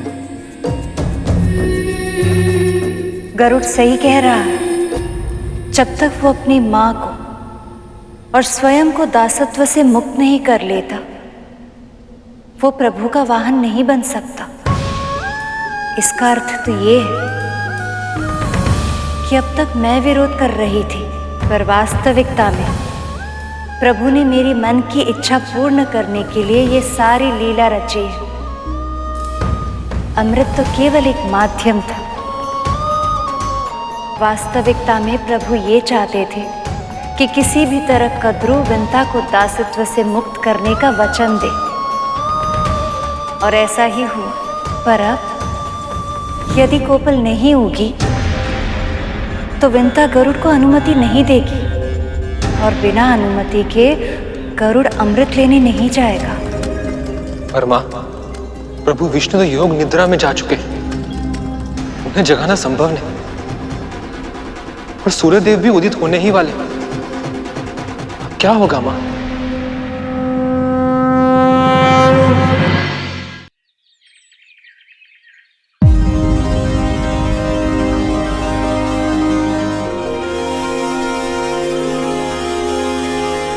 कराग्रवस्ते लक्ष्मी कर मध्य सरस्वती कर मिले तो गोविंद प्रभाते कर दर्शन।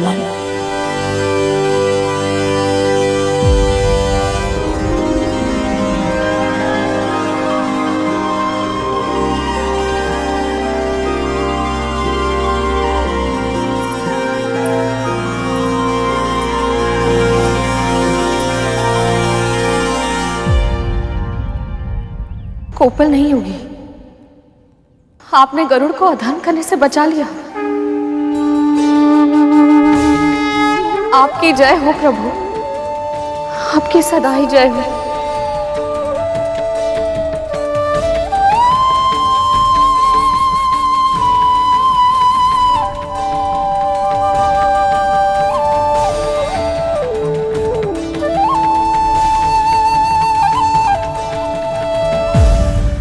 गरुड़,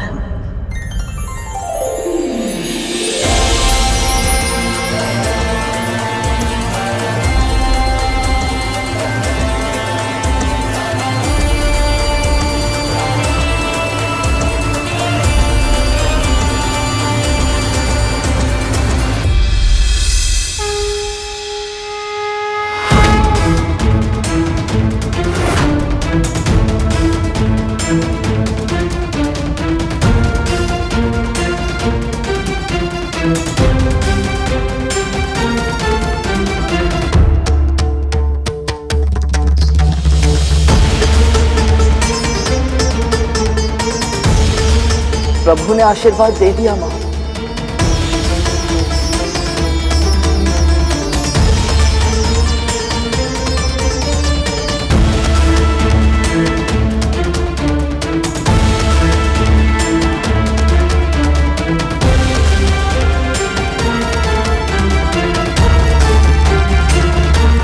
तो अब आप भी मेरी तरह निष्ठुर हो गई देवी।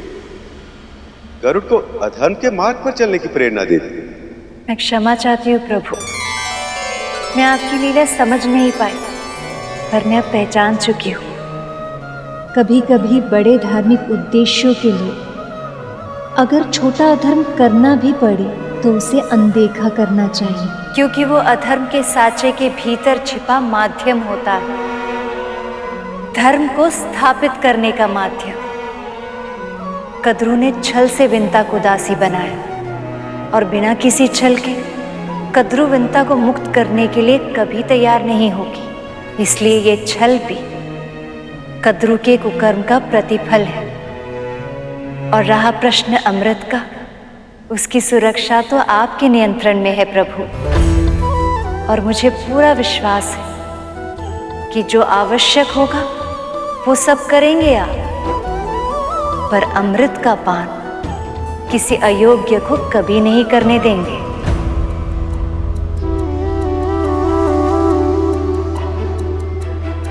अमृत के लिए जाने की इस यात्रा में सफल होने के लिए गरुड़ को अपनी मां का आशीर्वाद चाहिए।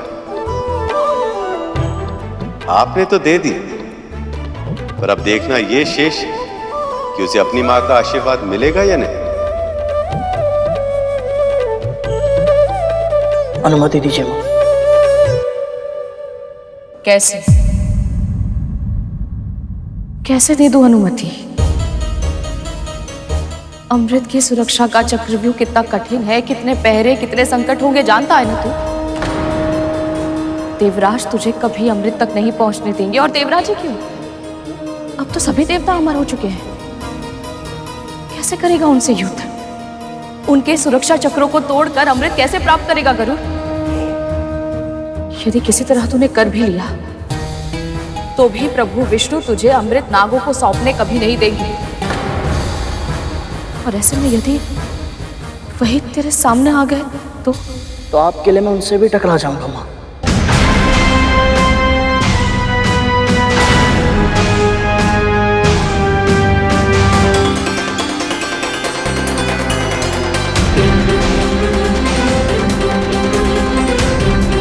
यही था ना आपका छठा संस्कार।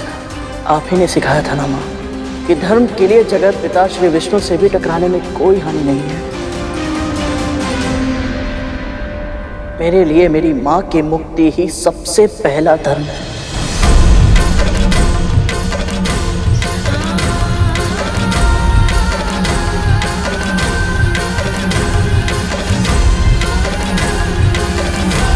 मैं समझ नहीं पा रही हूँ गरुड़, क्या उत्तर दूं तेरी इस बात का?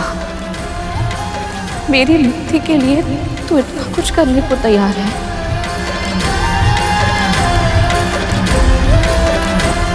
इसलिए वचन दे मुझे, तू अपने पिता का आशीर्वाद देने के बाद ही आगे बढ़ेगा।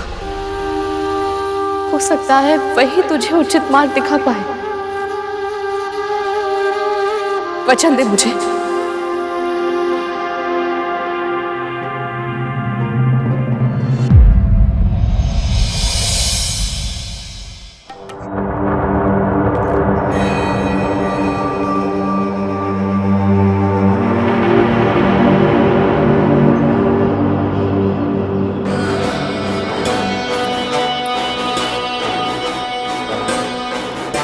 आशीर्वाद दीजिए बड़ी मां।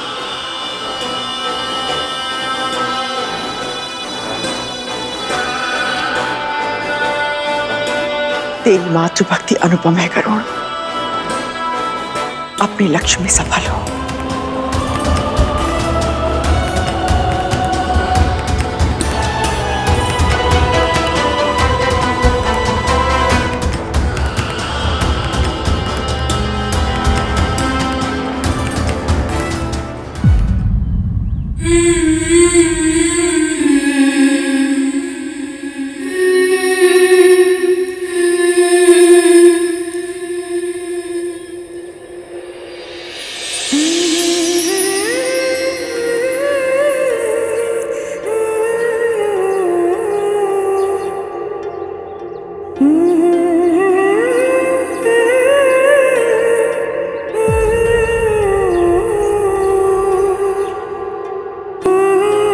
अगली बार जब आपको देखूंगा तो आपके हाथों में ये बंधन का प्रतीक दासत्व का धागा नहीं होगा मां।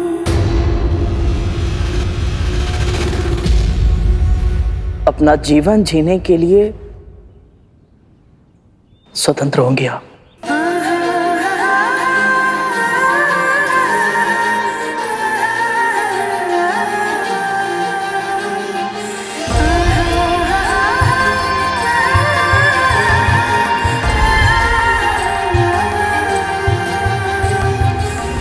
चलता हूं मां।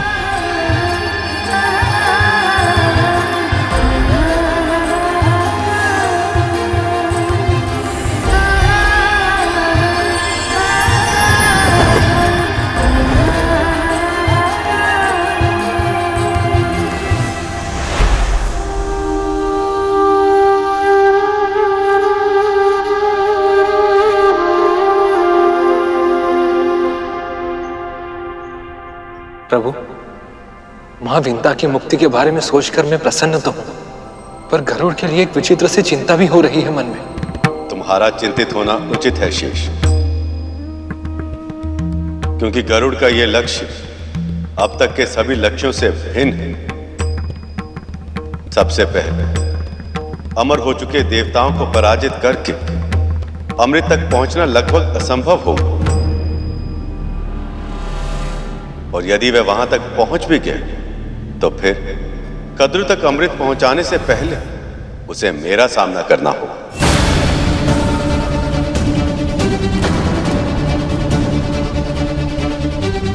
ये कैसी लीला है प्रभु। एक ओर आप गरुड़ का मार्गदर्शन कर रहे हैं और दूसरी ओर उसी के मार्ग का अवरोध बन रहे हैं आप।